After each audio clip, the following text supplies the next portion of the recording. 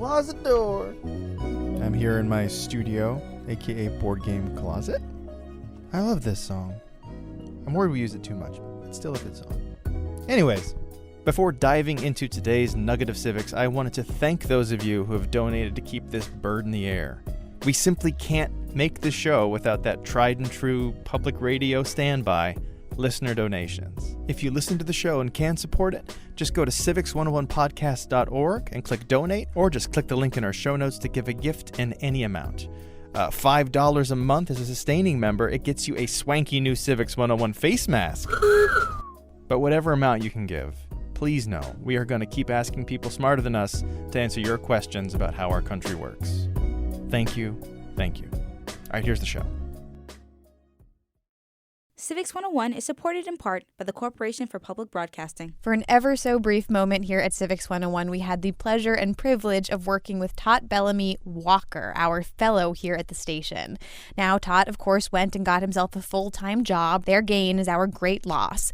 But he did make an episode of Civics 101 before he left us. Without further ado, here's Tat Bellamy-Walker with Contested Conventions. Mr. Chairman, delegates and alternates to this Republican convention, I am honored by your nomination, and I accept it. This is Gerald Ford. He was the Republican nominee for president in 1976. We Republicans have had some tough competition. Let me say this from the bottom of my heart. After the scrimmages of the past few months, it really feels good to have Ron Reagan on the same side of the line. He's giving a speech to a room of delegates during the 1976 Republican National Convention. The convention helps the party select a nominee for president. Ford just won the nomination after an intense battle with candidate Ronald Reagan. This all helped Ford move forward as the party's choice. I'm Tat Bellamy-Walker, a fellow here at Civics 101. Today, we're answering this listener's question. Would a contested convention be similar to a caucus? And by caucus, the listener means the process of a party coming together and discussing why they like their candidate.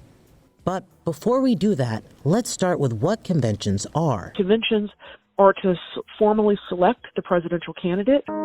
That's Shannon Bow O'Brien, a political science professor at the University of Texas at Austin. O'Brien describes this as a big cheerleading party.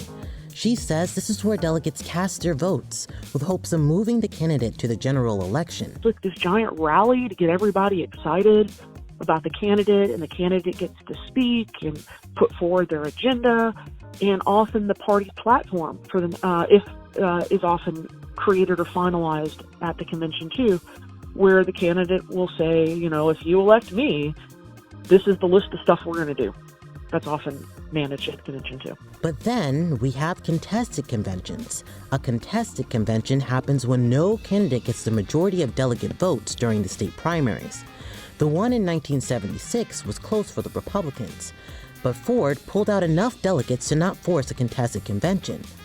And these days, because of the primary and caucus process, contested conventions are rare. We usually know who the candidate is before the convention even starts. We haven't had one really in my lifetime. The last time this happened was during the 1952 Democratic Convention in Chicago, when a reluctant Adlai Stevenson, then governor of Illinois, won the nomination with outgoing President Truman's support.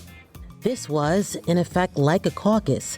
Candidates wheeled and dealed and made concessions, and one by one, they dropped out. It took 3 rounds of voting to beat out his opponents, and in this round, Stevenson received 617 votes. Stevenson's win appears to be a result of a deep racial divide. Truman believed nominating a candidate from a state with Jim Crow laws in force would turn black and northern white voters away from voting for the Democratic Party. Contested conventions might seem bad, but Shannon says that's a misconception. A lot of times I think people think with these contested conventions that they're kind of in disarray or they're crazy.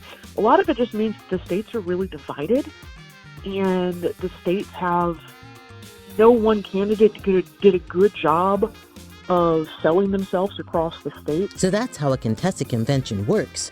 Do you have a question about our election process or anything else civics related? You can submit your question at civics101podcast.org. That's civics101podcast.org.